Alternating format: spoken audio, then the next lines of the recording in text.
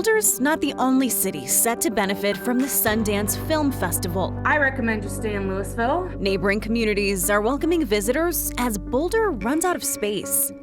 The frontrunner in the Democratic primary for Attorney General won't answer our questions, so we asked the other three candidates whether Jena Griswold is qualified for the job. Nearly 2 years after the Alexander Mountain fire torched dozens of homes, prosecutors say the man they thought started the fire couldn't have done it. And organ donors, recipients, and their families are finding community at an event in Denver. They come up and they want to hear your story, and they want to give you a hug, all that stuff. It's neat. This is next.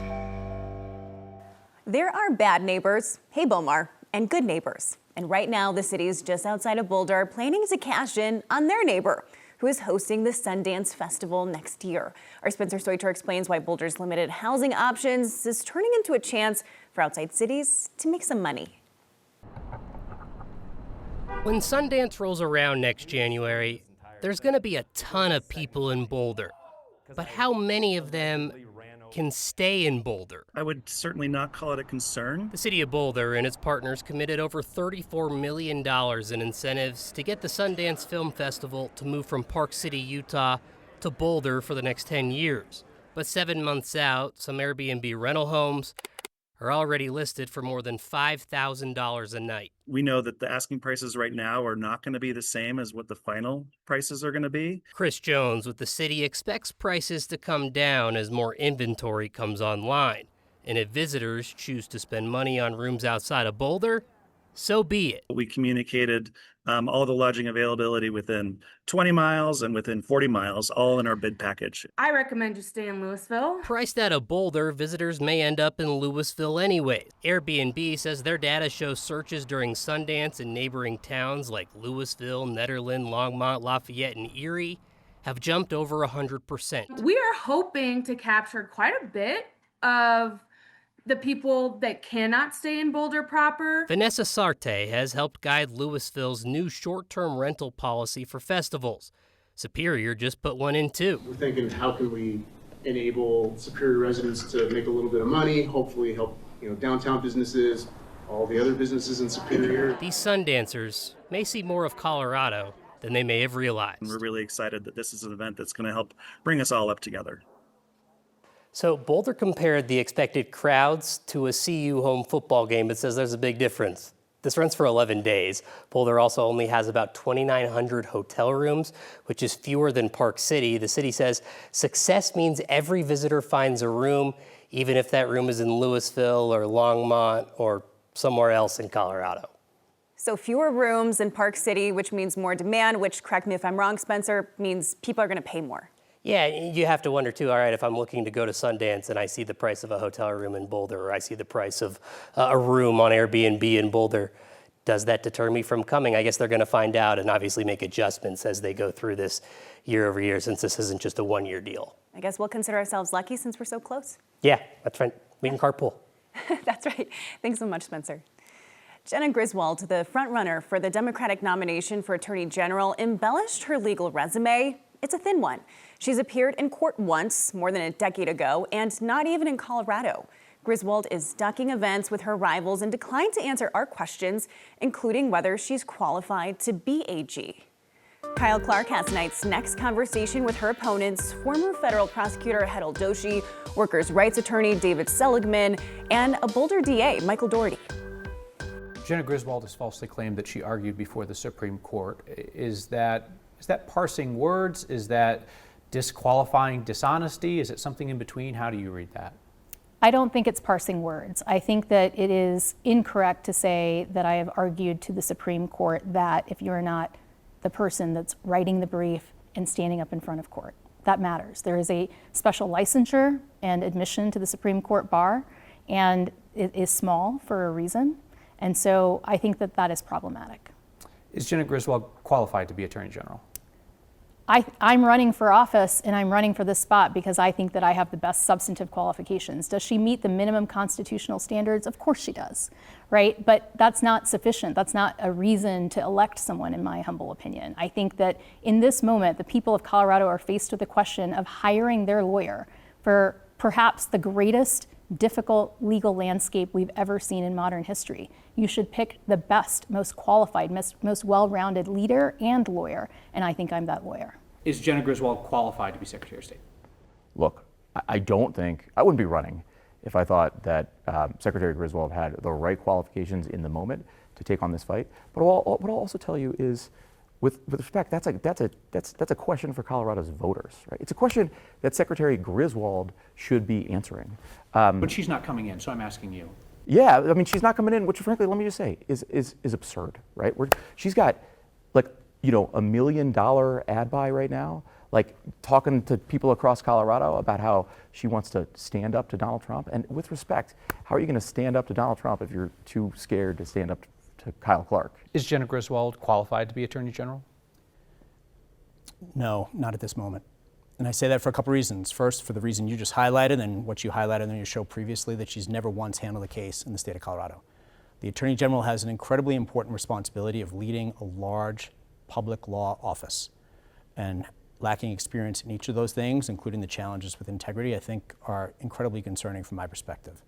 And as you're aware, she's declined to attend 12 of the last 14 candidate debates and forums. You also understand how math works. And while you and David Seligman and Hetal Doshi have raised concerns about Jena Griswold's qualifications to be Attorney General, you also know that the fact that all three of you are in this race practically guarantees that she's going to be the next Attorney General. Are you all putting your own personal ambition over the state having a qualified Attorney General? No. Why not? Well, because I'll always put the best interest of Colorado first. I've been a public servant, a lawyer, and a leader for my entire career. You say it's practically certain, I respectfully disagree. And if I thought it was practically certain, I wouldn't be sitting here with you right now. You can see Kyle's full interviews with David Seligman, Hetal Doshi, and Michael Dougherty on the Next YouTube channel. Tomorrow and next, the candidates discuss whether Colorado's current Attorney General has sued the Trump administration too frequently. Our next question tonight comes from a viewer named Jill, who wants to know, when there's only one name listed on your ballot, does it matter if you fill in the bubble? All right, thank you for your question, Jill. It matters if you want your vote to be counted. If you return a ballot without filling in a bubble, that candidate will not get a vote from you. Turning in a blank ballot or not filling in all of the bubbles is okay, but those do count as undervotes. So if you want a single candidate without an opponent to get your vote, it might feel unnecessary, but you still need to fill in the bubble. Prosecutors are dropping arson charges against the man investigators accused of starting the Alexander Mountain fire here in July 2024. The fire burned more than 9,500 acres in Larimer County. It destroyed 26 homes and 20 outbuildings.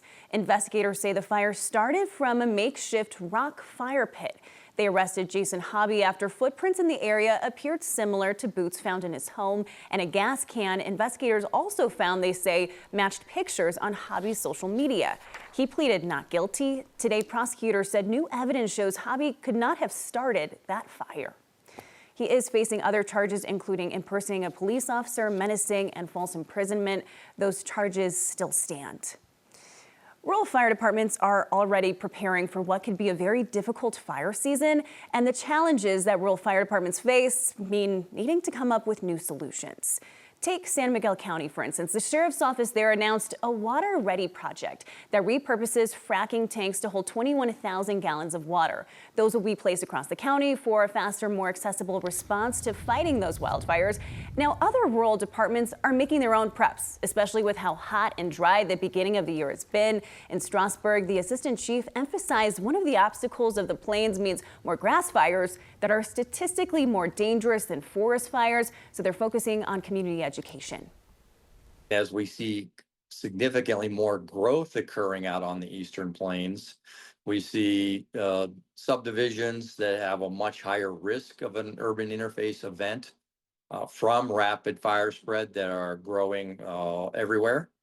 And it's really now education with the new folks that are moving to the plains on how to be fire wise, and ongoing education with the folks that have been here for a while. The assistant chief said the worst fire season he's seen in his time on the force was back in 2024, and conditions this year mean concern about what these summer months could look like moving forward. Cornhole, pickleball, tennis.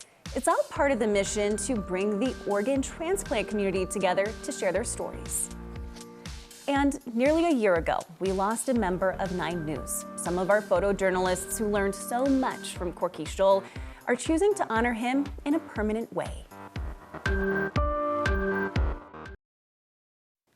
Okay, so Kathy, I'm a big gardener. We have a lot of people on the next team who like to garden, be out in the yard. It's been so hard. My plants they're looking sad because it's been so hot. They're fighting me. Right? It's been so hot and so dry. And Angeline, it's still technically spring. These are the last few days of spring. Summer doesn't begin until Sunday. And it's interesting, as we make that seasonal shift, we have a cooler weather trend with a chance for rain showers. So an interesting pattern to be sure. Today was a little bit cooler and windy with the passage of a weak front. In the mountains, you can enjoy wildflowers. If you can't plant them in your garden, Angeline, head up high, because in the mountains, the flowers are blooming, and you can look at them while walking over patches of snow if you're lucky. We have an air quality alert out through 4 o'clock tomorrow, so if you're in a sensitive group, be aware that the ground level ozone is high for right now. Temperatures today coming down out of the 90s and triple digits into the mid-80s for Denver. Humidity up a bit with that weak front, but so is the wind south and west of town. And with this being a feature, hard to believe we don't have half the state back under a fire weather warning, but right now it's just Buena Vista, Salida, and Fairplay. And really a nice evening. We've got a few thunderstorms that we're tracking off to the east. The severe weather threat stays east of us, and I think that will be the case tonight and for a busy Friday, which is always a great thing. So 80s today, 80s Friday, low 90s on Saturday. Summer begins on Sunday. It's also Father's Day, and then a cooler weather trend with a chance of showers and thunderstorms on Monday and Tuesday.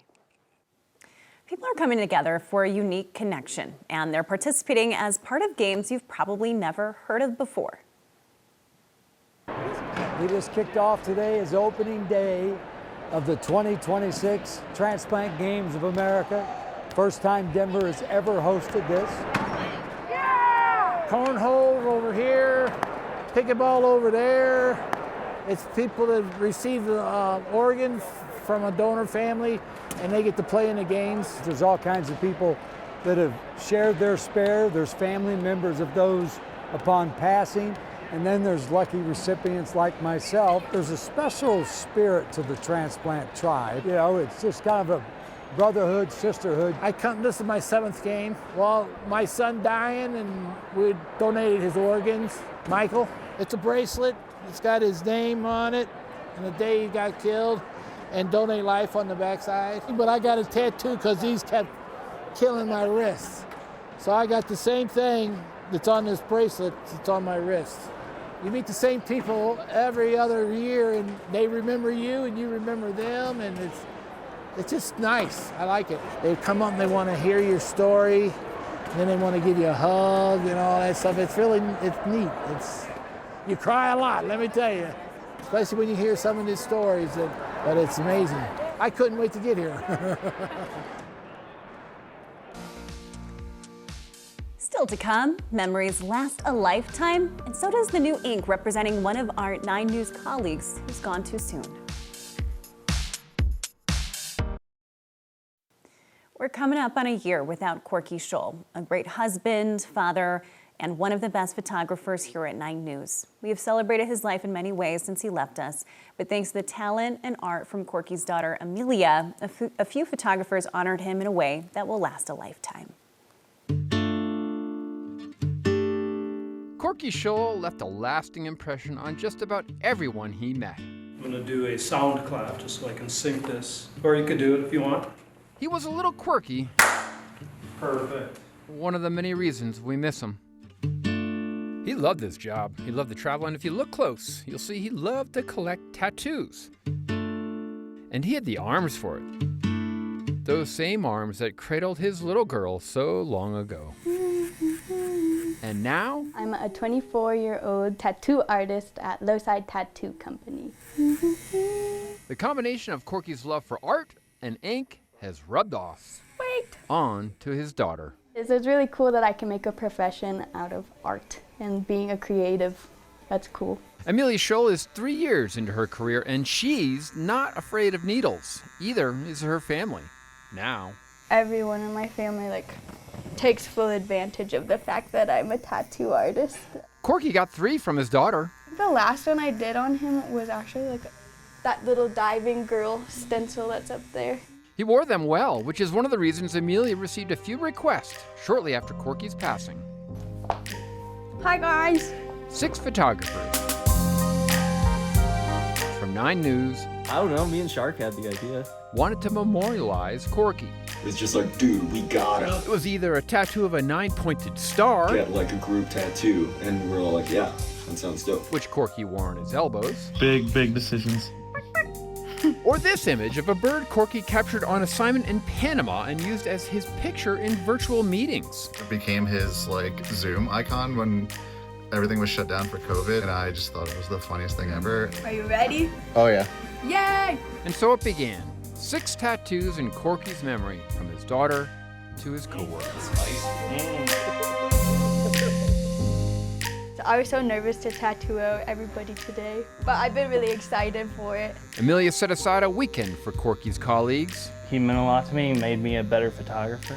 I don't know, it just means even more that his daughter is able to do it for us. Corky just had a bunch of sick tattoos, so we thought a really great way to sort of commemorate him for our group would be to get some sick tattoos that, you know, spoke to him. I mean, like, we love Corky. They all have their reasons, nothing unusual, but to have Corky's daughter do it, that is one of a kind. I thought it was super cool. I know, you know, his job was really important to him. He loved his job, and so seeing that love also like come back in that way was really cool. Like they want to remember him forever and get like a special piece to have with them forever to remember my dad. And while she was nervous to do this, there were no regrets. Very cool. Yay! Sweet! All right. It really means a lot, seriously. Yes, it means a lot to me. I'm so happy you guys came and got tattoos. After all these years of leaving his mark on 9 News, thank you so much. Now his daughter has left hers.